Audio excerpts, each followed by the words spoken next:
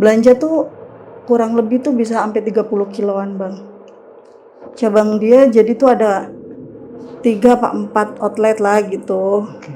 Sebenarnya sih bukan yang ruko besar sih, enggak sih, tapi lumayan, emang rame terus. Itu keluar dari situ tuh mukanya tuh kayak yang bahagia banget gitu, terus kayak pakai anduk doang. Aku sampai tanda tanya kan, maksudnya ini orang ngapain gitu loh. Iya. Kok suka kayak gitu. Tapi sambil bawa duit dia banyak. Kamu nggak tahu si teman kamu itu si Nisa udah 3 kali nikah kan dia, lakinya meninggal semua kata dia. Kamu tahu nggak kata dia, somai itu dia bikin pakai apa kata dia. Lah bikin pakai apa Bi, kataku gitu dong.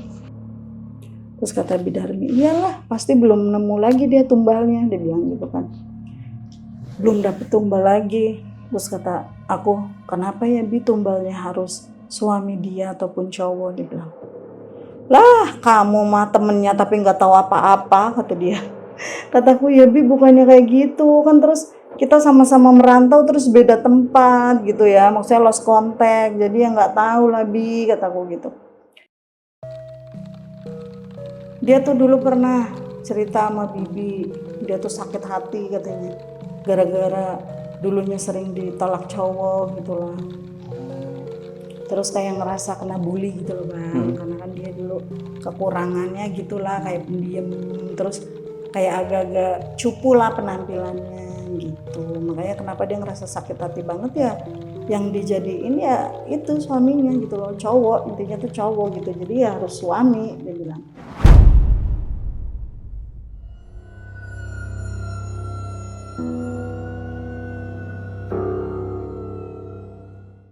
Assalamualaikum warahmatullahi wabarakatuh. Balik lagi nih bersama gue Nardi di obrolan tengah malam. Semakin malam, makin serak.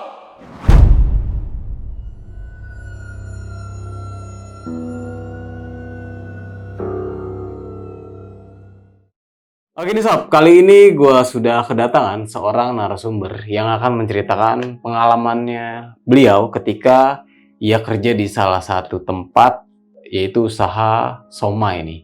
Dan narasumber gue ini sempat mengalami beberapa kejanggalan di tempat tersebut sampai akhirnya ada suatu dan hingga akhirnya ada sesuatu hal yang terungkap di tempat tersebut. Penasaran dengan siapa narasumbernya? Langsung aja kita sapa. Selamat malam Kak Reni. Selamat malam. Apa kabar nih Kak? Baik. Oke Kak, terima kasih nih udah jauh-jauh mau hadir ke studio obrolan tengah malam ini dan mau membagikan sebuah kisahnya nih.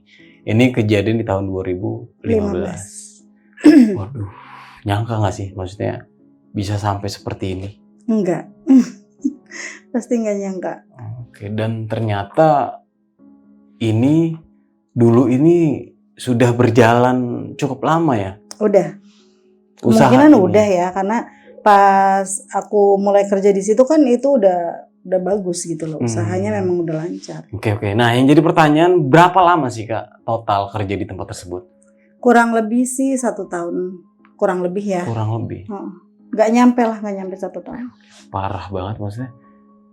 Sampai suaminya ini dijadikan tumbal nih. Iya.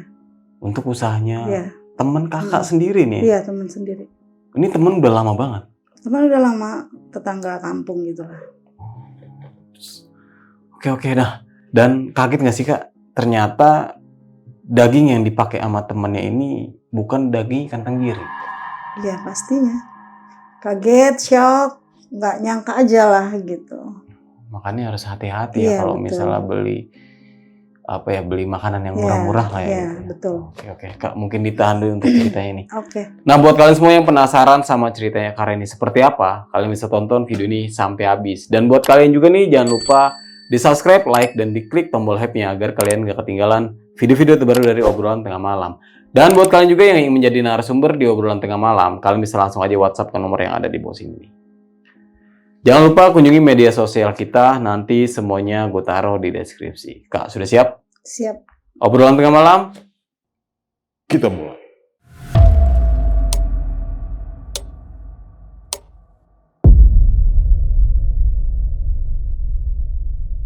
Ya, jadi dulu tahun kurang lebih 2015-an, sempet lagi nganggur lah, gak kerja. Dulu tinggal sama nenek di daerah Jakarta Barat.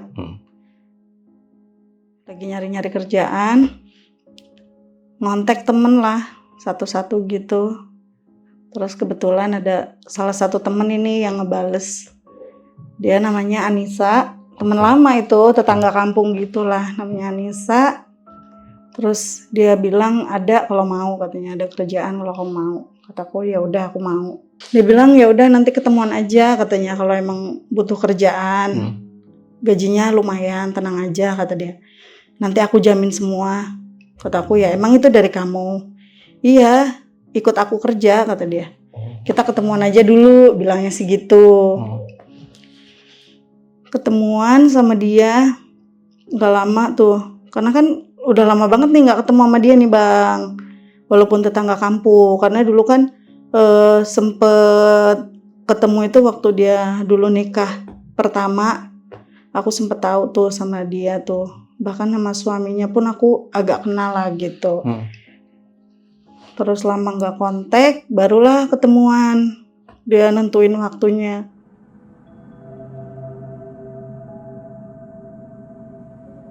Terus ketemu kan, "Hai Ren," dia bilang gitu. "Hai Nis," kan ini namanya Nisa kan bang. "Hai Nis," kataku gitu. "Lu bener mau kerja?" kata dia.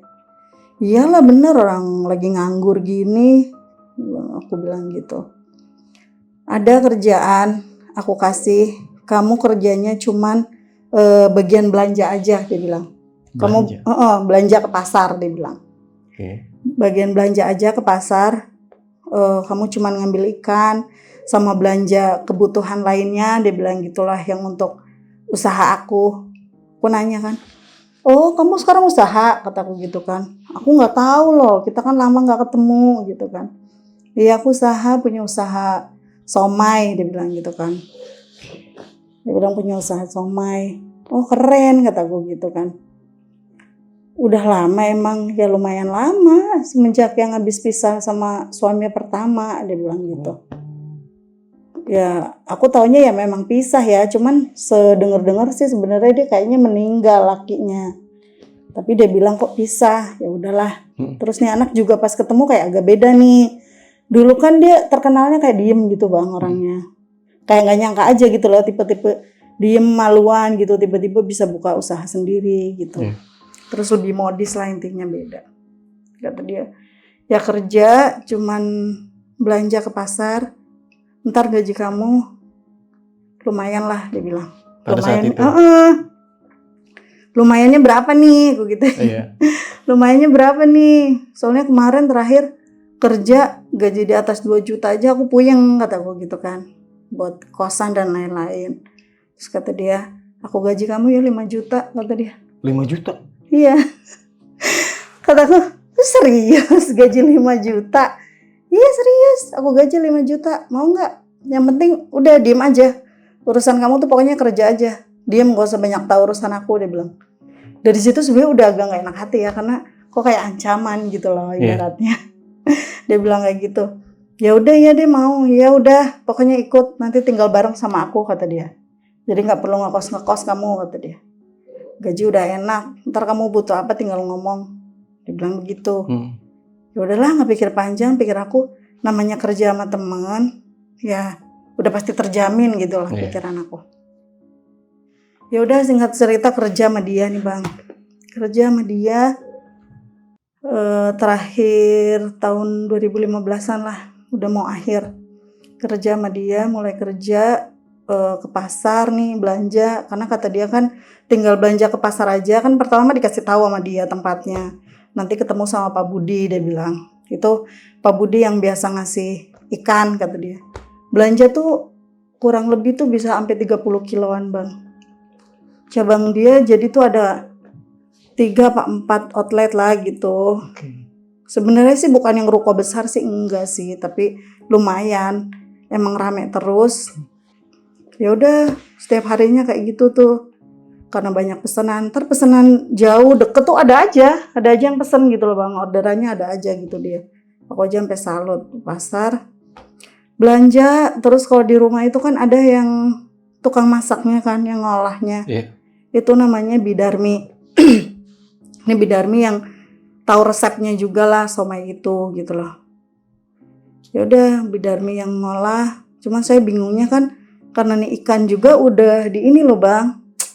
Apa ya kalau udah dibersihin apa namanya tuh kayak udah di filet. Oh, Nah jadi dagingnya doang. jadi kayak udah di filet.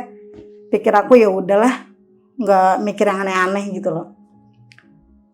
Seberjalannya waktu ada kali bang di situ kurang lebih 3 bulan apa ya. Cuman tuh setiap malam aku tuh suka nggak enak tidur kalau malam. Karena anehnya lagi si Anissa ini itu tuh suka ada keluar masuk ke kamar. Satu kamar tuh ada yang kosong. Ada satu kamar yang kosong. Dia suka keluar dari situ. Kalau malam aja. Oh maksudnya malam dia masuk ke situ. Nanti pagi tuh keluar dari situ. Oke. Itu keluar dari situ tuh mukanya tuh kayak yang bahagia banget gitu. Terus kayak pakai anduk doang. Dah. Aku sampai tanda tanya kan. Maksudnya nih orang ngapain gitu loh. Iya. Kok suka kayak gitu. Tapi sambil bawa duit dia banyak. Iya, dia sambil bawa duit banyak tuh kalau pagi keluar dari kamar itu dia bawa duit banyak. Terus kayak pakai anduk doang, kayak keringetan, kuyup gitu. Aku sampai tanda tanya kayak orang habis ngapain gitu loh. Tapi kan nggak ada siapa-siapa gitu. Di rumah itu tinggal paling cuman aku sama dia sama tukang masak itu gitu, yang ngolah somainya. Sama kalau malam itu tuh suka ada suara kayak rintihan-rintihan yang serem gitu bang, yang bikin aku suka nggak nyenyak tidur. Jadi kayak suka ada suara kayak ngerintih serem di kamar itu. Tapi tiap kali aku mau nanya sama si Anissa ini kan nggak enak ya, karena dari awal tuh aku masih kepikiran mulu kok kayak dia udah ngasih kode gitu loh. Dari awal kan dia udah bilang kayak ngancem kan, maksudnya nggak usah tahu apapun gitu. Ibaratnya lu kerja aja gitu. Jadi ya udahlah nurut. Sampai kayak bidarmi aja kan kayak biasa aja gitu, nggak pernah cerita apa-apa. Kayak yang masak ya udah masak aja gitu, nggak pernah cerita apapun itu gitu. Sama Anissa juga, Anissa kan orangnya baik banget, nggak pernah yang aneh-aneh. Cuman anehnya itu aja, kamarnya juga suka bau wangi. Kamarnya tuh bau wangi bang, kamar yang kosong itu kalau malam kayak bau kembang gitu kan, kayak bau bunga gitu. Cuma ya nggak ada pikiran aneh-aneh gitu. Ditambah lagi ya karena dari awal Nisa udah ngomong kayak gitu ya berusaha kayak yang ya udahlah ilangin rasa curiga apapun gitu loh. Sampai singkat cerita, Bodarmi ini tiba-tiba minta keluar kerjaan. Dia minta resign. Padahal ini Soma itu udah lagi rame-ramenya minta keluar kerjaan. Si Anissanya juga temen aku nih ngomel kan, dia marah tuh ribut. Maksudnya gimana sih Bi, tiba-tiba kok udahan resign gitu aja gitu kan. Nanti tukang masaknya siapa? Nggak ada gantinya. Pokoknya berantem lah di situ kan, ribut. Sempat aku lerai lah, suruh udahan gitu. Udahlah jangan berantem. Ya udah nanti cari solusi gitu. Ya maaf nggak bisa Bu, saya harus pulang karena suami saya sakit, harus saya urus, dia bilang gitu kan.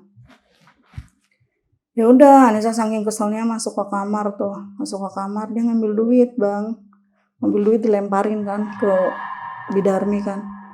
Sono pergi, dia bilang gitu kan, lemparin.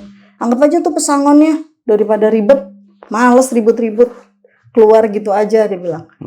Ya maaf Bu, saya kan udah bilang namanya sakit mau gimana, nggak ada yang rawat, dia bilang kan.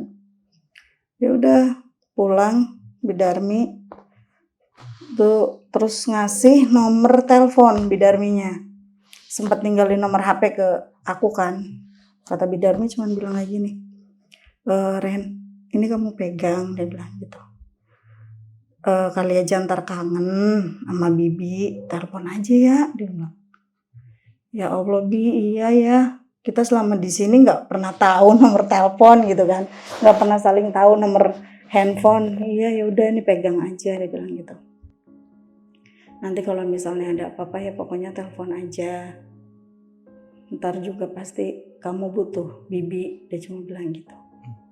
Ya udah ya Bi, hati-hati ya Bi, gitu. Nggak usah dimasukin hati lah omongan Nisa. Aku tahu banget loh Bi, dia tuh orangnya baik banget kok dari dulu, nggak pernah aneh-aneh, nggak pernah kayak gini gitu. Mungkin dia emosi karena kan nggak ada tukang masak gitu, mungkin dia kepikiran. Apalagi ada ibaratnya bikin sehari aja banyak kan, kalau nggak ada dia mungkin kewalahan gitu. Sampai udah di situ tuh Bidarmi pulang ke kampung, masih berjalan nih Bang, jualan somai. Kadang aku yang masih ke pasar, cuman si Nisa ini yang ngolah terus kan, yang ngolah sendirian gitu. Cuman kayak bawaannya kesel mulu. Kataku kenapa sih, maksudnya harus sekesel itu, perasaan nyari orang lain gampang deh gitu kan. Kenapa harus sewot gitu, maksudnya tinggal cari orang yang bisa masak gitu, ataupun kadang pengen juga bilang udah Nis aku aja deh gitu. Tapi takutnya dipikirnya sosokan apa gimana gitu ya. Karena emang jujur Bang, selama kerja di situ tuh nggak pernah yang namanya aku tuh ini apa disuruh ngebantuin atau serepot apapun disuruh ke dapur, itu nggak pernah. Jadi pokoknya tiap pagi belanja ke pasar, nanti pulang langsung kasih ke dapur, udah selesai gitu tugas aku. Pokoknya kayak rincian belanjaan pun udah dirinci sama Nisa nih, udah dirinci semuanya sama dia. Nanti jadi tinggal berangkat doang gitu.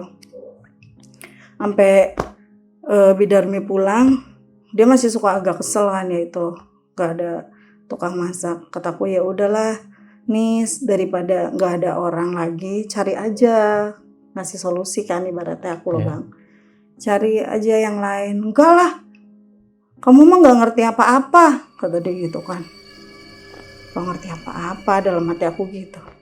Ya enggak, maksudnya aku ngasih saran aja, cari orang lain, apa mau aku yang gantiin, ajarin aku lah gitu, biar nanti kamu gak kecapean. Enggak usah, udah diem aja, kata dia sambil kesel. Nah terus tiap malam masih kayak gitu tuh Bang, bau wangi di kamarnya, terus lagi-lagi ntar sesekali ada suara rintihan. Tapi si Nisa tuh pokoknya kalau keluar dari kamar itu tuh kayak bawaannya seneng, terus sambil bawa duit banyak gitu. Pasti tuh. Iya, pasti dari kamar itu. Tapi nggak boleh kita tuh masuk ke kamar itu tuh nggak boleh. Sampai pernah aku nanya ke Nisa kan, Nis, boleh nggak sih aku tahu gitu kan? Kok kamu kayak keluar masuk kamar itu ya gitu, itu kamar apa sih, kayaknya kosong, aku bilang gitu. Langsung dia kesel, udah deh kamu diem aja, kan dari awal udah aku bilang kamu nggak usah tahu apa-apa, kata dia. Nggak usah tahu apa-apa, nggak usah pengen tahu apa-apa, udah diem aja, kan dari awal udah dibilang. Dia bilang, oh gitu, ya udah ya maaf Nis, kataku gitu. Nggak ada maksud gimana-gimana, aku cuma ya kan namanya kita berteman udah lama, ya kali aku boleh tahu gitu. Udah tuh Bang, gak lama aku kangen nih sama Bidarmi kan. Ya kangen sekaligus sebenarnya penasaran juga ya, maksudnya ada apa gitu. Lama-lama kan kita kepikiran. Tanya sama Bidarmi, Bi, nelpon tuh, Assalamualaikum Bi. Waalaikumsalam, nih siapa, kata dia. Ini Reni Bi. Oh ya Allah Reni, kata dia, kabar kamu gimana, kata Bidarmi. Baik Bi, Bibi gimana? Ya alhamdulillah baik, katanya. Terus gak lama dia nangis tuh. Kataku, kok nangis Bi? Kenapa Bi? Cerita aja Bi, kenapa? Kataku gitu. Suami Bibi meninggal Ren, kata dia. Meninggal? Kataku, innalillahi. Kok bisa Bi? Kataku gitu. Iya, Bibi tuh pengen ngasih tahu ke kamu Ren, kata dia. Kalau bisa udahanlah kamu, jangan kerja di situ, kata dia. Oke. Terus kataku gini loh, kenapa Bi? Nisa nggak gimana-gimana ke aku Bi, dia baik-baik aja, kataku gitu kan. Kamu nggak ngerasa aneh, kata dia. Kamu nggak ngerasa ada curiga, dia bilang. Ya akhirnya mau nggak mau ngomong ya Bang. Iya Bi, sebenarnya tuh setiap kali malam gitu suka nggak bisa tidur, ada bau wangi, kadang ada suara kayak rintihan-rintihan ngejerit gitu, aku sampai takut nggak bisa tidur. Karena emang selama kerja di situ tuh Bidarmi tuh nggak pernah ngomong Bang. Itu pokoknya aku kurang lebih kerja di situ tuh hampir 6 bulan. Itu Bidarmi nggak pernah cerita yang aneh-aneh. Terus tiba-tiba keluar gitu aja tuh pas aku kurang lebih 6 bulanan lah kerja di situ. Oke. Nah kata Bidarmi, nah iya itu kata dia. Kamu nggak tahu si teman kamu itu si Nisa udah 3 kali nikah kan dia, lakinya meninggal semua kata dia. Hah, meninggal semua Bi? Aku taunya dia nikah tuh 1 kali doang Bi, kata aku gitu. Karena dulu dia nikah pertama itu di kampung, jadi aku tahu. Bahkan aku agak kenal sama suaminya, memang betul meninggal. Iya, itu meninggal karena apa? Kamu tahu nggak? Kata dia. Ya aku nggak tahu Bi. Dia tuh pakai pesugihan, dia bilang. Pesugihan? Dia bilang kayak gitu. Itu pakai pesugihan. Itu suaminya tuh yang jadiin tumbal, dia bilang. Aku kaget dong bang, syok kan. Masa sih Bi, ya Allah Bi. Nisa tuh dulu tuh orangnya kalem maksudnya gitu loh. Dia orangnya gak neko-neko. Masa dia kayak gitu, kata aku gitu. Dia tuh jadiin tumbal semua lakinya. 3 suami tuh semuanya meninggal. Yang pertama itu meninggal, kamu tahu gak? Yang pertama meninggal kena apa, kata dia gitu. Ya setahu aku sih cuman sakit biasa Bi. Terus tahu-tahu katanya meninggal dengernya, kata aku gitu. Ya iya, yang kedua juga sama itu dibikin sama dia buat tumbal. Makanya itu dia cuman butuh tumbalnya itu laki-laki, dia bilang. Jadi dia menikah itu ya cuman buat tumbal bang. Karena jarak menikahnya kata Bidarmi aja kan cerita kan. Dia nikah itu selang 2 tahun ntar meninggal. Setahun meninggal. Dan kamu tahu gak Ren, dia bilang. Itu meninggal itu yang kedua dan ketiga itu. Itu selangnya tuh 2 tahun, setahun. Itu karena kayak gitu, jadiin tumbal sama dia bilang kayak gitu kan. Kataku ya Allah Bi, masa iya sih seorang Anissa tuh sampai segitunya? Aku masih nggak percaya bang, masih shock gitu loh. Iya, yang kedua tuh meninggal tuh. Waktu ngejemput katanya, ngejemput si Nisa di kiosnya, terus kecelakaan, mukanya sampai hancur katanya kan. Ya Allah, kataku gitu. Terus yang terakhir aja itu meninggal. Cuman karena gara-gara kepleset doang di kamar mandi, dia orangnya sehat, nggak habis sakit, nggak apa katanya. Terus ya udah meninggal gitu aja, dia bilang. Cuman yang Bibi denger sih sempet cekcok kalau yang suami ketiga sebelum akhirnya kecelakaan di kamar mandi, dia bilang sempet cekcok gara-gara ternyata si suaminya ini penasaran katanya masuk ke kamar itu. Padahal Nisa udah bilang nggak usah pengen tahu kamar ini mah cuman gudang. Tapi si suami ketiga ini ternyata penasaran bang. Jadi katanya si Bidarmi itu masuklah ke kamar itu. Terus mereka berantem, cekcok. Selang gak lama ke kamar mandi, jatuh. Ya dia meninggal.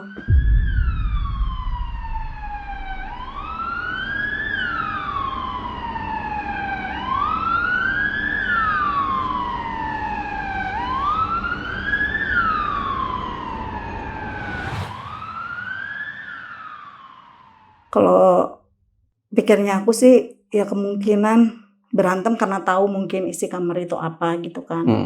Makanya Bidarmi pun bilang, ya palingan juga ketahuan kali itu di dalam kamar itu ada apa-apanya gitu. Makanya yang suami ketiga itu sampai berantem, dia bilang.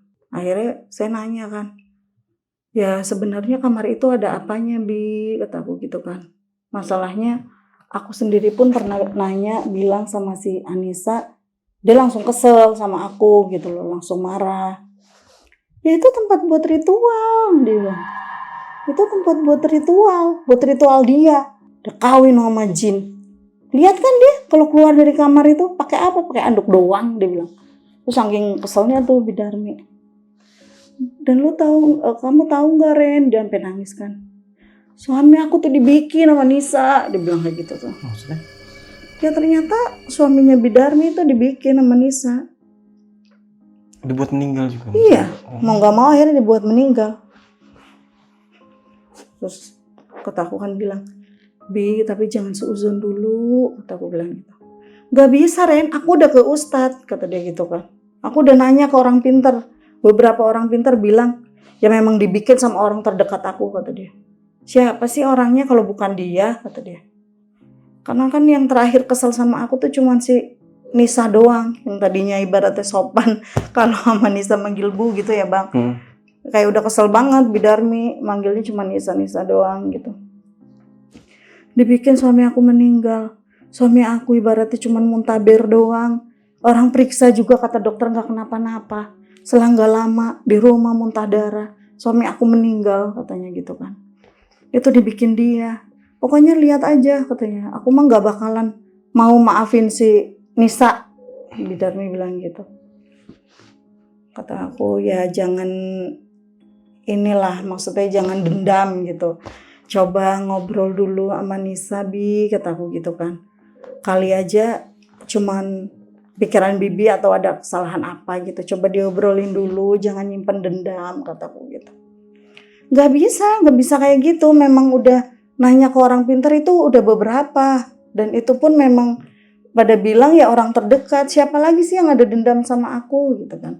Cuma Nisa doang.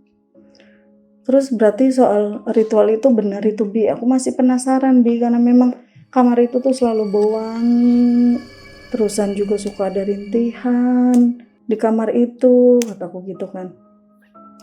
Dari awal kerja Bi, sebelum aku masuk aja, dia tuh kayak ngancam aku. Dia bilang jangan pernah mau tahu apapun gitu kan ibaratnya. Itu kayak aku tuh diancem gitu untuk nggak pengen tahu apapun, ataupun yang aku tahu aku harus diem gitu kan. Ya udah tuh Bidarmi bilang ya udah pokoknya karena itu coba kamu selidikin aja nanti sendiri, kita lihat, dia bilang kayak gitu. Kataku ya udah Bi, ntar coba deh aku selidikin pelan-pelan, kataku gitu. Walaupun punya rasa takut ya Bang ya. Gak lama kemudian kiosnya ini Bang itu mulai beda. Jadi yang tadinya rame banget tuh mulai berkurang pembelinya. Nggak tahu kenapa tuh kiosnya kayak inilah sepi pelan-pelan gitu. Sampai mukanya Nisa pun kayak mulai kusut gitu semenjak kejadian itu. Yang pas abis Bidarmi teleponan sama saya, selang gak lama lah, hitungan minggu lah kurang lebih kalau seingat aku ya Bang ya. Itu langsung penjualan itu menurun. Terus si Nisanya juga kayak biasanya seneng gitu ya. Ini kayak beda, kayak mulai kusut gitu. mulai ngeluh sampai terus kios kan dia ada 3. Dia kios yang buka 3, terus sama kalau kayak terima orderan itu dia di rumah. Kalau yang pesan-pesanan mendadak gitu dia di rumah. Tutup pertama tuh 1. Itu mulai tuh firasat saya makin gak enak kan, maksudnya makin kepikiran gitu. Ada apa ya kok ini makin kesini makin gak baik nih keuangannya Nisa nih. Soalnya dia juga jadi kayak makin uring-uringan, muka juga makin lusuh, beda lah dia Bang. Terus Bidarmi telepon saya, dia bilang, gimana keadaan kios? Nah di situ saya mulai punya firasat gak enak nih gitu pas dia nanya, gimana keadaan kios gitu. Kok Bibi tahu-tahu nanya ya ke situ, kataku gitu. Kenapa tiba-tiba nanya kios Bi? Gitu. Biarin biar tahu rasa, kata dia. Udah waktunya si Nisa tuh udahan, dia bilang. Udahan gimana Bi? Kataku gitu. Ya apa yang dia lakuin itu salah. Dia aja kayak gitu kok, dia bilang kan. Bersekutu sama jin tuh. Jadiin tumbal mulu. Sampai suami aku dijadiin tumbal. Gak terima aku Ren, kata dia. Pokoknya dia harus terima balasan yang setimpal, kata dia. Aku bilang sama Bidarmi karena sebelum dia nelpon Bang, aku pernah nemuin di depan kios. Itu tuh kayak lantainya itu nggak tahu kenapa kayak kotor gitu loh. Ntar kadang kayak kotor, kayak banyak tanah gitu di depan kiosnya. Kadang aku mergokin kayak banyak bekas air gitu loh di depan kios gitu. Sempet mikir maksudnya kan kios itu kalau mau nutup ya kan sering teleponan tuh si Nisa ini kalau sama karyawan selalu diberesin dulu lah sebelum tutup gitu. Kan nggak lucu aja gitu loh kalau baru buka terus kotor gitu. Karena kan sempet yang pas nutup kios pertama aja itu kekurangan karyawan kan. Jadi kadang si Nisa ini nyuruh aku nih Bang, sana anterin ke kios gitu kalau lagi kurang apa-apa. Akhirnya mau ngomong aku kan yang ikut, kadang ngelayanin juga di sana tuh. Waktu dulu rame bang, itu aku nggak pernah yang namanya datang ke kios untuk bantu-bantu ibaratnya. Udah aja aku kerjanya seenak itu. Cuman belanja paling ya bersihin di rumah mah ya gampang lah istilahnya ya. Makanya Bidarmi bilang kayak gitu, akhirnya aku nanya, sebenarnya apa Bi? Kata aku gitu. Aku sering kok ngelihat kalau lagi buka kios, entar kayak ada tanah, entar kayak ada air, kataku gitu kan. Kotor, yang becek, kataku gitu. Akhirnya Bidarmi ngasih tahu. Aku nggak mau tahu. Si Nisa harus ngerasain apa yang aku rasain. Kalau perlu dia nggak punya apa-apa lagi, dia bilang. Ya Allah Bi, kataku gitu. Jadi siapa yang bikin kalau bukan aku, kata dia gitu. Kataku, ya jangan kayak gitu lah Bi, coba ngobrol aja dulu sama Nisa biar kalian bisa berdamai gitu lah ibaratnya. Enggak bisa. Terus kamu tahu nggak, kata dia, somai itu dia bikin pakai apa, kata dia. Lah, bikin pakai apa Bi, kataku gitu dong. Tahu-tahu dia ngasih tahu soal somai bang, yang tadinya aku nggak tahu sama sekali ya. Itu somai yang kamu, itu ikan yang kamu belanjain itu ikan apa kamu pikir, dia bilang. Ya ikan apa, kataku gitu. Ikan tenggiri, kataku. Setahu aku kan kalau somai pakai ikan tenggiri, kataku gitu. Orang itu juga udah difiletin gitu kan. Udah difilet kok ikannya. Kamu tuh ngaco aja. Makanya si Nisa tuh nyuruh kamu tutup mulut, ngasih gaji gede, kata dia. Kok tahu Bi kalau gaji aku gede, kataku gitu kan. Tahu lah, dibayar berapa kamu sama Nisa? 5 juta Bi. Ya kan? Aku lebih dari itu, 7 juta, kata dia. Bidarmi? Iya. Aku 7 juta, karena apa? Semua-muanya aku yang tahu. Dari dia itu pesugihan, dari yang ikan yang diolah itu apa. Makanya dia nggak ada aku itu kelabakan kan, dia bilang. Dia bilang kayak gitu. Iya Bi, pantesan si Nisa tuh kayak uring-uringan marah-marah terus. Soal masak gitu kan. Soal di dapur. Karena nggak ada yang ngolah, karena kan Bibi yang tahu resepnya gitu kan. Ibaratnya kan walaupun si Nisa tahu, tapi kan mungkin udah lama nggak megang, beda gitu kali bang ya. Jadi dia berharapnya kan Bidarmi, makanya kayak marah banget gitu pas Bidarmi keluar dari kerjaan. Nah Bidarmi di situ cerita. Iya makanya dia tuh kelabakan, gak ada aku, nggak mau aku keluar, dia marah-marah sampai suami aku akhirnya yang jadi korbannya, dia bilang ditumbalin. Karena dia udah ketakutan di situ, nggak ada tukang masaknya yang kayak aku. Semua-muanya aku yang tahu. Udah Debi, aku penasaran udah ngomong aja, aku gitu kan. Aku penasaran udah ngomong aja itu ikan apaan masalahnya. Aku tuh kalau ngambil nih di Pak Budi aja cuman datang Pak ambil pesanan Nisa. Karena kan Nisa juga nyuruhnya gitu doang tuh. Udah disediain gitu loh bang di plastik gitu kan. Nih gitu masalah pembayaran aja ya udah urusan Nisa juga gitu. Udah gampang ibu mantar biasanya transfer gitu. Karena kan kadang pesan sampai 30 kilo, sampai kadang lebih gitu loh bang. Kadang juga sekali order itu bisa sampai 50 kilo. Karena kan satu buat stok. Kalaupun takut mendadak ada pesanan lebih kayak gitu-gitu kan. Nah aku penasaran di situ. Iya makanya ikan apaan? Karena aku nggak pernah tahu itu ikan apa kan udah di fillet gitu. Akhirnya Bidarmi ngomong. Itu yang kadang kamu tuh makan tuh ikan itu udah sering aku bilangin gak usah makan ikan, gak usah makan nih somai katanya gitu kan. Gak usah. Kamu gak mual apa makan somai, Bibi aja gak doyan. Kan Bibi sering ngomong kayak gitu. Ya emang aku kadang kan, apa ya namanya kita suka ya bang ya. Sama somai ya gak ada pikiran apa-apa, enak-enak aja gitu ya. Enggak sih? Ya enak-enak aja gitu. Kata Bidarmi, itu ikan sapu-sapu kata dia.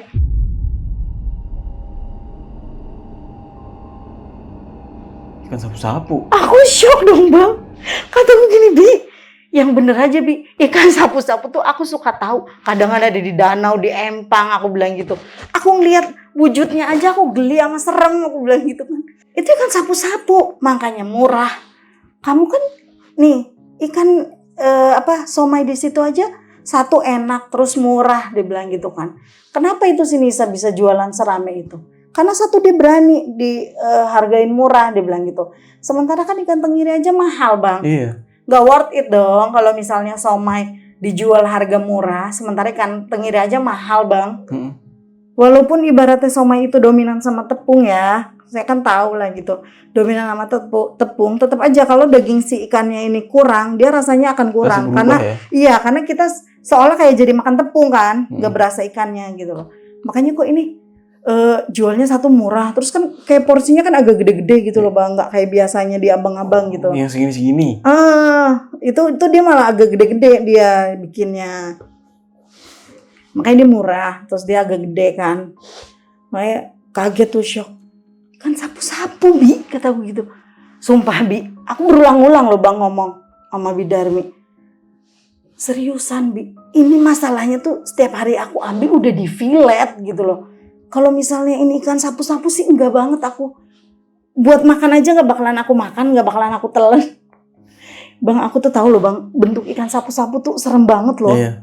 Kayak banyak duri-duri kayak gitu kan, wujud luarnya kan. Jadi aku ngebayangin sendiri. Aku tuh pernah lihat orang mancing dapat ikan sapu-sapu aja, aku serem banget, takut banget liatnya loh. Pantesan aku kalau ke pasar itu memang udah di fillet bang. Jadi aku nggak tahu gitu loh. Aku cuman agak mikirnya memang begini ya. Kok ini ikan filetannya dia kecil, maksudnya kalau tenggiri kan itu di fillet kan dia agak-agak lebar gitu ya bentuk ikannya. Ini enggak, pantesan tuh kayak yang enggak terlalu lebar gitu loh, kayak kecil-kecil gitu. Ya ada sih yang ukurannya lebih gede tapi yang enggak segede kayak ikan-ikan tenggiri lah. Kayak ikan sapu-sapu tuh. Dan itu pun makanya aku shock banget bang. Nah setelah kejadian itu bang, pas Bidarmi habis telepon itu, selang gak lama, betul bang, makin drastis merosot penjualannya. Si Nisa tuh udah sampai keluar kamar tuh, suka aku lihat dia matanya lebam kan, kayak orang habis nangis. Aku di situ kepikiran tuh, duh kasihan juga ngeliatnya gitu. Tapi apa yang dia lakuin itu salah ya. Satu dia pakai pesugihan, kedua juga ternyata dia pakai ikan sapu-sapu. Aduh, kayak yang shock banget gitu bang, maksudnya baru nyadar banget tuh pas mikir waktu awal kerja gitu loh, mau kerja. Oh pantes dia bilang kayak ada sedikit tekanan untuk ngancam-ngancam aku tuh untuk gak usah tahu apa-apa, mungkin ini gitu loh, biar gak usah kepo soal usaha dia. Karena tuh dulu bang dia tuh orangnya kalem, gak aneh-aneh, gak neko-neko gitu loh. Terus gak lama aku juga nanya lagi sama Bidarmi, masih ada yang janggal juga gitu ya bang. Soalnya si Nisa ini dulu kan gak pernah ibaratnya aneh-aneh ya sama laki-laki gitu. Terus aku telepon Bidarmi, Bi ada satu lagi nih Bi yang bikin aku ngerasa gak nyaman gitu, masih kepikiran. Ini kan Nisa suka kalau keluar kamar mata lebam, suka nangis. Kayaknya dia mulai stres Bi sama penjualan yang terlalu merosot, kataku gitu kan. Kios udah tutup 1, tinggal 2, itu pun yang 2 udah mulai sepi, kataku gitu. Terus kata Bidarmi, iyalah pasti belum nemu lagi dia tumbalnya, dia bilang gitu kan. Belum dapet tumbal lagi. Terus kata aku, kenapa ya Bi tumbalnya harus suami dia ataupun cowok, dia bilang. Lah kamu mah temennya tapi gak tahu apa-apa, kata dia. Kataku ya Bi bukannya kayak gitu kan, terus kita sama-sama merantau terus beda tempat gitu ya, maksudnya lost contact, jadi ya nggak tahu lah Bi, kataku gitu. Dia tuh dulu pernah cerita sama Bibi, dia tuh sakit hati katanya, gara-gara dulunya sering ditolak cowok gitulah. Terus kayak ngerasa kena bully gitu loh bang, karena kan dia dulu kekurangannya gitulah, kayak pendiam, terus kayak agak-agak cupu lah penampilannya gitu. Makanya kenapa dia ngerasa sakit hati banget ya, yang dijadiin ya itu suaminya gitu loh, cowok, intinya tuh cowok gitu, jadi ya harus suami, dia bilang. Makanya dia sakit hati sama Bibi karena dia mikir suami Bibi sakit ya, mungkin itu kali akhirnya dijadiin, dia bilang. Pokoknya Bibi mah sakit hati banget katanya, gak nyangka dia segitunya. Padahal selama ini Bibi temenin, sampai hal kayak gini pun Bibi tahu, katanya gitu. Kata saya lah, dulunya gimana, kenapa Bibi mau, kataku gitu kan. Sama, Bibi juga tuh awalnya juga karena tergiur sama gajinya, dia bilang kan. Karena gajinya yang gede, tapi lama-kelama tuh Nisa tuh terbuka dengan sendirinya, Ren, kata dia gitu kan. Karena kan Nisa juga kadang ada sisi baiknya memang betul, kadang dia ngerasa sendiri, kadang butuh sosok kayak buat teman ngobrol kayak gitu-gitu loh Bang. Makanya ya mau nggak mau lah dia pernah cerita sama bibi, kadang juga ke mbahnya sono yang tukang ininya loh Bang, dukunnya lah ibaratnya gitu. Suka ke sono dia bilang, tapi ya sekarang mah nggak tahu lah, itu udah urusan si Nisa dia bilang. Gak mau tahu lagi urusan dia. Pokoknya cuma pengen bibi bikin dia tuh ngerasain apa yang bibi rasain. Gimana rasanya kehilangan semuanya dia bilang. Ya Allah Bi, aku padahal udah kasihan banget Nisa tuh lama-lama kayak orang depresi kataku gitu kan. Ntar nangis sendiri, ntar tiba-tiba aku dengerin di kamarnya dia kayak ketawa-ketawa nggak jelas kataku gitu kan. Terus selang gak lama lagi Bang, tuh kios tuh ya udah akhirnya nutup dua-duanya. Kehabisan dia yang namanya karyawan karena udah lama-lama keluar, karena kan namanya kerja ya Bang, kalaupun ibaratnya karyawan bertahan, karyawan kan kadang punya rasa nggak enak ya, digaji tapi kios sepi gitu loh, akhirnya pada keluar. Bikin dagangan sepi pun ya itu akhirnya Bidarmi minta tolong ke Ustadz lah gimana caranya biar warung-warungnya pada sepi, jadi yang bikin tuh Bidarmi. Sampai akhirnya Nisa dia depresi, beneran depresi Bang. Aku nemuin dia di kamarnya tuh yang bikin aku sedih ya. Hasilnya sedih juga karena aku tahu dulunya dia tuh orang baik sebenarnya. Di kamar aku ketok-ketok tuh nggak dibuka-buka kan kamarnya.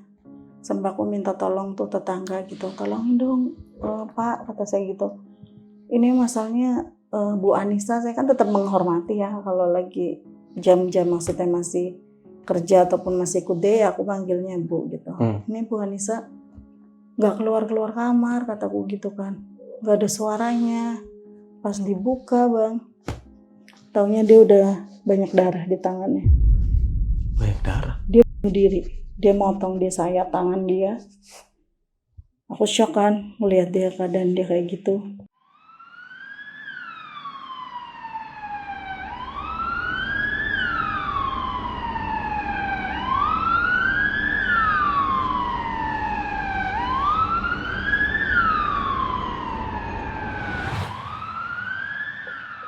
Akhirnya dibawa ke rumah sakit, sekalipun dia sembuh Bang, keadaan dia udah gak kayak dulu lagi. Jadi dia memang depresi sekarang. Sampai sekarang dia udah depresi. Maksudnya sampai sekarang? Iya, sampai sekarang dia depresi. Jadi dari akibat itu semualah, karena kehilangan semuanya, dia akhirnya depresi. Terus mau gimana lagi ya, akhirnya nelpon salah satu keluarganya di kampung yang nggak tahu keluarga apa dan apanya lah, intinya keluarganya akhirnya bawa dia ke kampung dengan kondisi dia yang ya kayak gitu sih, akhirnya depresi. Terus gimana tuh ya, usahanya udah akhirnya nutup, mau nggak mau ditutup. Sampai akhirnya kan ternyata ketahuan juga kan, ada ya waktu kejadian waktu nolong si Nisa ini, nolong Nisa tuh ada orang yang ke dapur terus meregokin itulah si ikan itu. Ternyata ikannya itu ada yang masih utuh, yang belum difilet dan dibersihin. Karena kan semenjak dagangnya merosot, kan otomatis orderan ikannya kan berkurang. Jadi si tukang ikan ini nggak mau lah ngebersihin kayak dulu ibaratnya loh Bang. Ibaratnya kan gini, misal lu beli cuma 5 kilo apa berapa kilo doang, terus minta dibersihin, minta terima enak, ya nggak mau lah gitu loh. Karena sedikit, untungnya nggak ada gitu loh. Akhirnya Nisa ya berusaha buat ngurus sendiri semua gitu. Akhirnya dia stres sama semua-muanya itu, akhirnya ketahuan orang. Akhirnya usahanya juga ditutup, dia bangkrut, dibawa pulang ke kampung. Bidarmi pun akhirnya nelpon, udah selesai Ren, kata dia. Udah selesai, udah lega rasanya denger si Nisa ini depresi, dia bilang. Kataku ya Bi, kalau bisa sih setelah ini ya udah Bibi berusaha untuk berdamai dengan keadaan. Mungkin walaupun suami Bibi meninggal karena Nisa yang bikin, bisa jadi ya udah catatan Tuhan lah ibaratnya gitu loh Bang. Untuk kayak gini walaupun Nisa salah, Nisa udah dapet hukumannya lah yang setimpal. Kios udah nutup, akhirnya juga udah ketahuan di dapurnya ada ikan yang utuh itu loh Bi, aku bilang gitu. Aku pun baru tahu loh Bang, gara-gara pas abis Nisa keluar dari rumah sakit ada orang yang dateng. Karena aku kan karena kan di rumah dia itu memang dapurnya itu kan beda ya. Dapur untuk kerja, untuk kita gitu loh Bang. Ada 2 dapur. Jadi yang di dapur itu ya aku nggak tahu kenapa bawaannya tuh nggak pengen ke dapur aja loh Bang. Nggak ngerti aku. Jadi ya khusus ke dapur yang biasa aku untuk masak aku aja gitu loh, untuk kita makan gitu. Nggak pernah ke dapur-dapur kerja ibaratnya gitu loh. Yang buat ngolah-ngolah tuh nggak pernah aku. Nggak tahu kenapa bawaannya nggak pengen tahu aja. Nggak pengen ke situ. Entah ya tanda tanya lah ya Bang. Entah yang dibikin biar aku nggak pengen ke situ apa gimana ya nggak tahu ya, tanda tanya aja sih itu gitu. Karena kan namanya orang kayak gitu biasanya mengakalkan segala cara lah gitu kan, ibaratnya. Jadi ya nggak tahu kenapa itu terus udah pulang dari rumah sakit nolongin si Nisa, ada warga yang datengin ke rumah, akhirnya ngomong. Ini untungnya aja orangnya mau ngomong baik-baik ya Bang ya. Padahal kan kalau orang yang kesel ibaratnya udah selama ini dibohongin bisa aja melakukan sesuatu kan ibaratnya warga gitu. Ini enggak, akhirnya ngomong baik-baik. Tolong ya Mbak Nisa gitu. Kalau bisa tolong udah selesai ditutup semuanya, dia bilang gitu.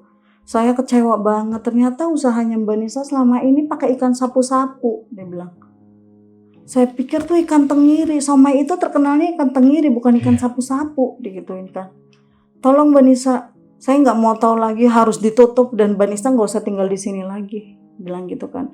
Gak mau tahu gimana pun caranya, tolong selesaiin, dia bilang. Kalau misalnya Mbak Nisa ini dia dengan cara saya yang baik-baik kayak gini nggak bisa ngerti, saya bisa pakai cara kasar. Mungkin saya bisa panggil RT, RW dan lain-lain, dia bilang. Nah udah dari situ Nisa yang kayak ya memang dia kayak udah kayak enggak gimana ya, kayak depresi kan beda ya Bang. Oh, pikirannya, mukanya juga udah beda gitu. Jadi dia bilang cuman iya aja, iya cuma ngaku aja. Terus nggak lama ya udah itu akhirnya nutup semuanya, Nisa dijemput sama keluarganya. Terus pulang dia ke kampungnya. Yang saya dengar sampai sekarang juga dia nggak bisa sembuh. Sampai sekarang? Iya, akhirnya nggak bisa sembuh. Jadi dia nggak nakal sih nggak, tapi ya udah beda gitu maksudnya. Kayak paling jalan keliling kampung kayak gitu loh Bang, ntar balik lagi ke rumah kosong lah gitu, pikirannya kosong.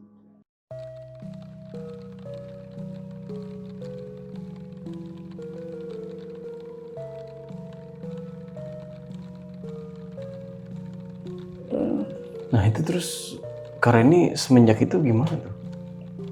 Ya aku semenjak itu terus nggak di situ lagi. Aku akhirnya tinggal sama nenek kan di daerah Jakbar.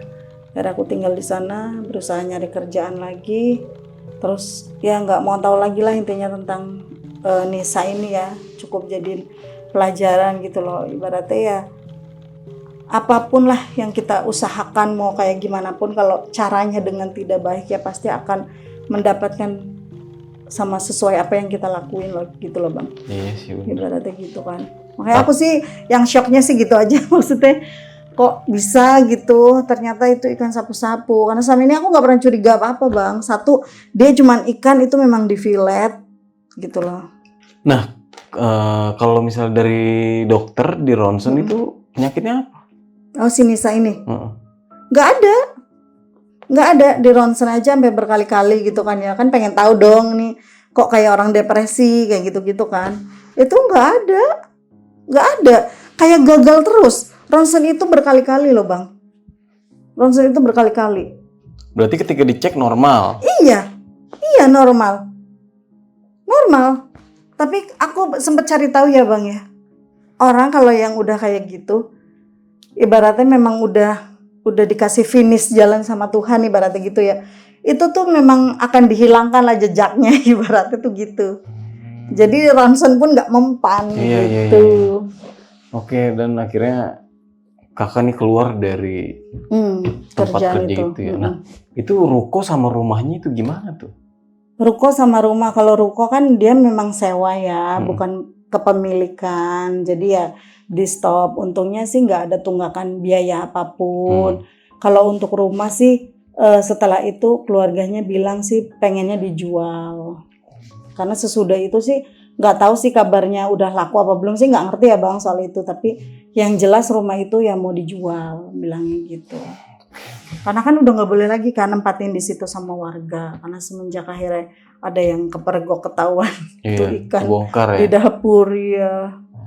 Itu aja niatnya itu kan warga waktu ke dapur aja niatnya ngambil apa gitu loh untuk nolongin Nisa tuh buat ngiket kan, karena dia berdarah. Darahnya banyak ya. Malah ketahuan. Iya, ya memang udah jalannya sih Bang. Jalannya Tuhan. Gak habis pikir sih, maksudnya kok ada ya orang yang melakukan hal seperti itu. Iya. Emang dari awal kakak ini nggak curiga sama temannya nih kalau misalnya dia tuh melakukan suatu hal seperti ini? Ya curiganya itu sih sebenarnya yang dia suka keluar kamar. Terus kalau masuk juga kan malam. Karena sering lihat ya.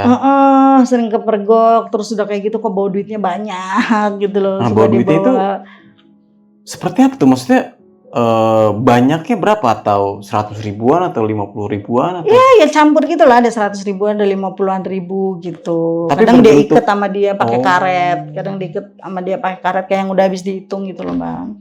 Oke. Sama kan kamar suka bau wangi gitu loh. Bau wangi banget kamarnya. Bau kembang lah intinya. Terus juga yang aku takutin tuh suka kadang tengah malam nih kalau tiba-tiba pengen minum atau apa ke dapur gitu kan. Itu kan lewat untuk kamar kosong tuh. Lalu suka kayak ada suara jeritan kayak gitu, kayak rintihan gitu. Tapi kenapa Kak maksudnya nggak mencoba untuk mencari tahu ruangan tersebut? Ya karena bikinnya aku kan dari awal si Nisa udah ngasih tahu lah untuk yang udah nggak usah banyak tahu ibaratnya lo gitu. Waktu pertama kerja kan udah dibilangin, ibaratnya lu kerja aja deh gitu. Jadi ya cuman mikir ya udahlah biarin aja dulu. Karena kan waktu itu juga masih ada bidarmi kan. Jadi saya ngerasa kayak masih aman gitu loh Bang, kayak masih punya temen gitu di rumah itu.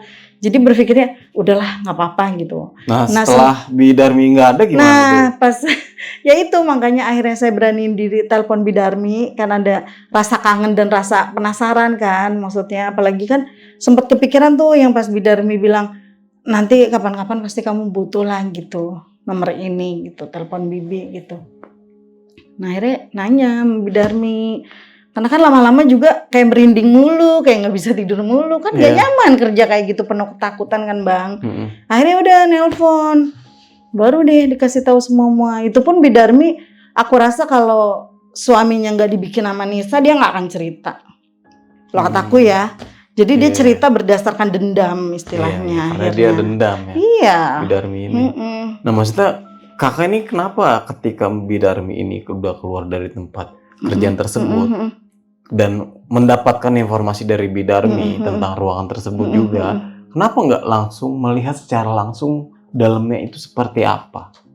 Takut sih, lebih ketakut Bang. Karena kan gini loh, udah denger bidarmi suaminya dibikin kayak gitu kan aku jadi takut gitu loh. Jadi kepikiran kayak yang nanti aku diapa-apain gimana. Ibaratnya ini bidarmi nih yang kerja sama dia udah lama, yang tahu semua rahasianya aja dibikin loh Bang. Apalagi aku ibaratnya yang belum lama kerja, ibaratnya bukan yang tahunan kerja sama dia. Terus aku kepo segitunya. Ya gimana nasib aku mikirnya gitu doang gitu loh Bang. Takutnya kan dia nekat gitu. Aku di situ pikirannya itu doang. Takutnya dia nekat ngapa-ngapain aku nanti gimana gitu. Yang pas aku cuman sekedar nanya sama kamar itu aja, dia segitu sewotnya kan, ibaratnya yang gak usah cari tahu lah apalah. Ya jadi aku makin takut gitu loh. Takutnya nanti aku dibikin-bikin lah, di apalah, kan serem juga gitu. Nah tapi yang jadi permasalahannya kenapa suami bidarmi ini bisa kena?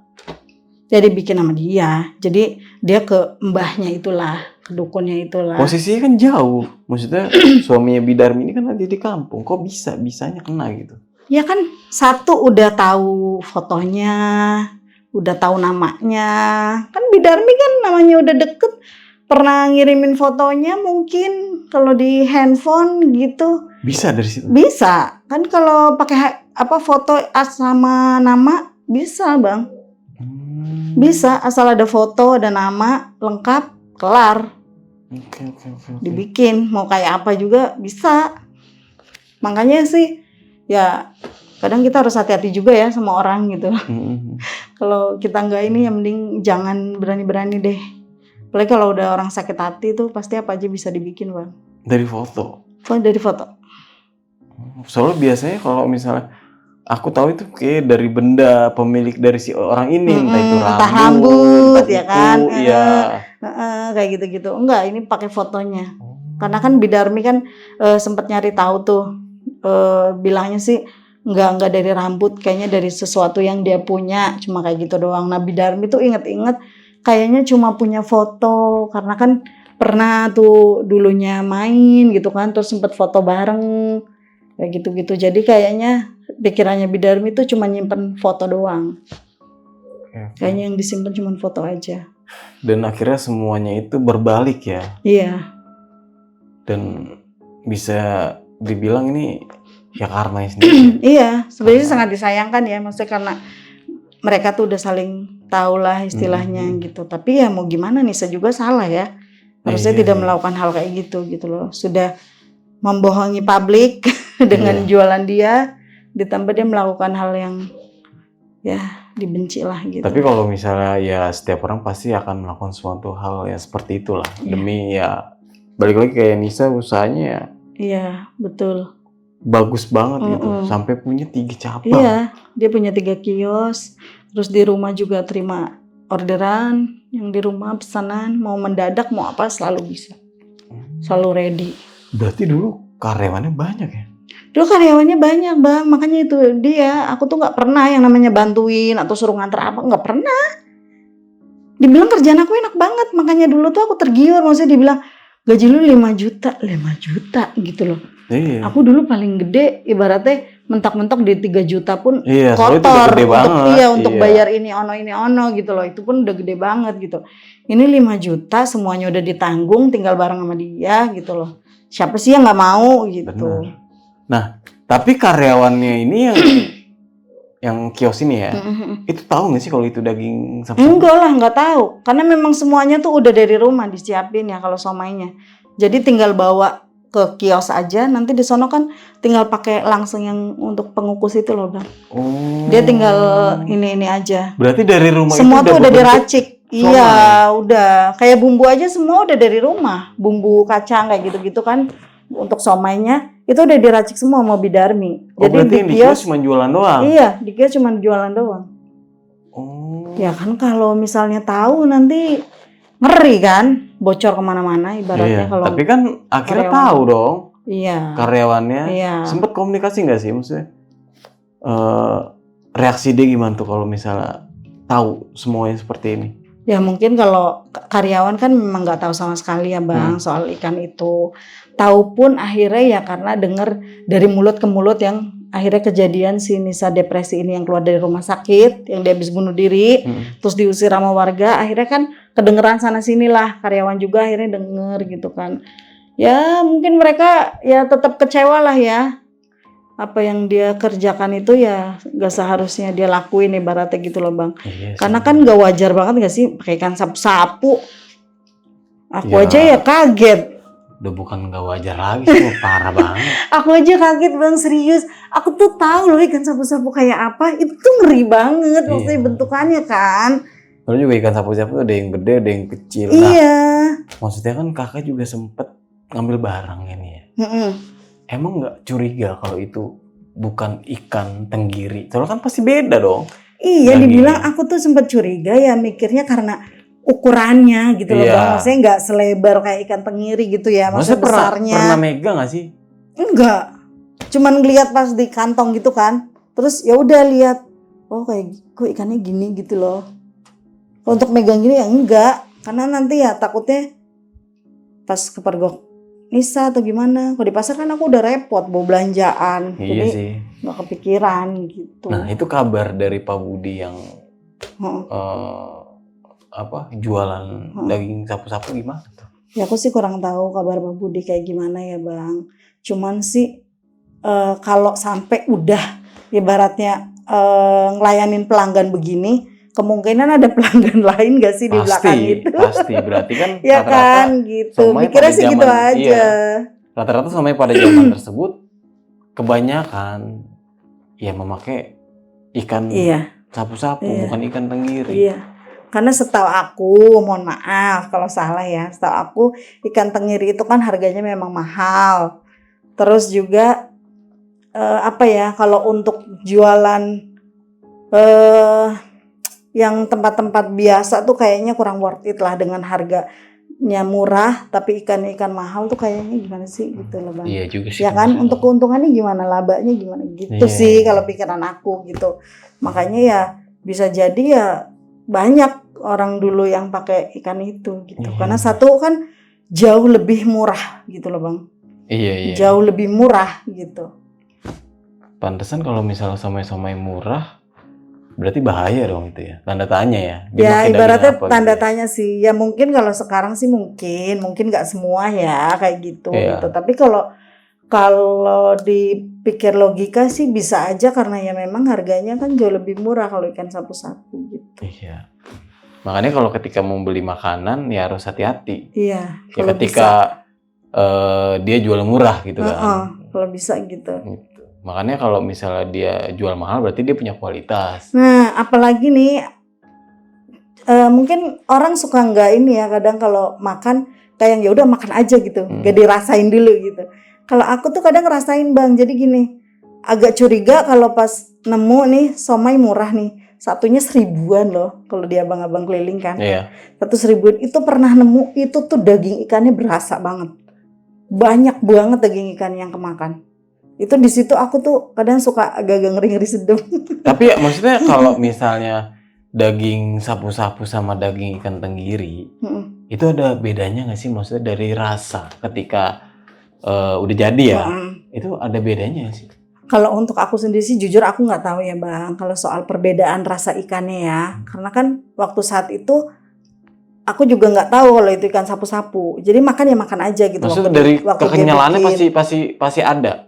Dari kekenyalan dari somai tersebut. Iya harusnya, karena setahu aku sih ya, setahu aku kalau ikan sapu-sapu sih kayaknya teksturnya dia lebih apa ya, lembut tapi lebih berdaging gitu, gimana ya, dia berdagingnya tuh kayak apa ya Bang, maksudnya kan kalau tenggiri itu dia kalau udah dihancurin dia lembutnya lebih lembut gitu loh, dimakan tuh kayak nggak terlalu Nggak keset kasar. gitu. Nah Jadi kalau ikan sapu-sapu itu Iya, keset. iya kalau menurut aku sih gitu perbedaannya. Dia dimakan kayak terlalu berdaging banget gitu, kayak keset gitu di mulut. Gitu. Kalau tenggiri itu dia jadi teksturnya akan jauh lebih lembut ketika udah mateng gitu.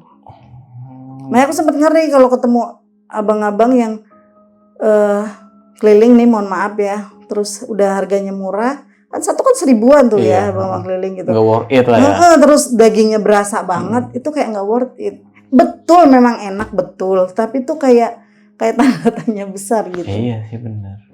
Ya sebenarnya sih kalau bisa sih eksperimen ya kalau untuk sekarang, beli ikan tenggiri dan sapu-sapu ketika direbus itu warnanya akan apa gitu. Pasti ada bedanya gitu ya. Pasti ada bedanya. Oke. Berarti gue udah sempet makan juga kali ya. Kalau dulu pernah. Pasti. Kalau gue suka banget kalau Pasti. namanya Zaman somai. dulu itu ya, setahu aku juga ya Bang ya. Zaman dulu itu zaman dulu itu nggak terlalu terkenal yang namanya tenggiri ibaratnya. Enggak iya, sih? semua ikan sama. Iya kan, gitu loh. Kalau sekarang kan kayak udah lebih terkenal gitu, dalam arti kayak oh ini nama jenis ikan ini orang lebih paham gitu loh. Iya. Zaman dulu kan enggak Bang, enggak ada yang paham jenis-jenis ikan. Iya, dia lapar, dia pengen makan, ya dimakan. Iya. Maupun gitu. itu pengelolaannya dari apa aja. Iya, betul. Oke nih, Kak Reni, terima kasih nih udah mau membagikan sebuah kisah pengalamannya ketika kerja sama temen ya, ternyata teman yang nggak disangka melakukan suatu hal pesugihan ya untuk dagangannya. Oke Kak, sebelum mengakhiri cerita nih, punya pesan-pesan gak buat teman-teman yang nonton cerita Kakak pada malam kali ini? Ya pesan-pesan aku kalau bisa lebih milih-milih makanan, terutama ya kalau untuk makanan waspada. Terus kalau untuk berteman, kalau bisa kita juga lebih hati-hati lah, lebih cari tahu dulu lah gitu. Apalagi untuk kerjaan ya, itu juga penting juga. Cari tahu kerjaannya, tempatnya kayak gimana, apa yang harus kita jalanin gitu, biar jangan salah tempat lah ibaratnya gitu loh Bang. Karena kan ya kalau salah tempat itu akan beresiko juga lah untuk kita. Sebenarnya kan itu aku kerja juga beresiko aslinya kan. Kalau tahu ya dari awal kan itu beresiko banget gitu. Ada lagi? Terus lebih hati-hati itu aja sih. Pokoknya hati-hati aja. Oke Kak, sekali lagi terima kasih nih Kak. Iya.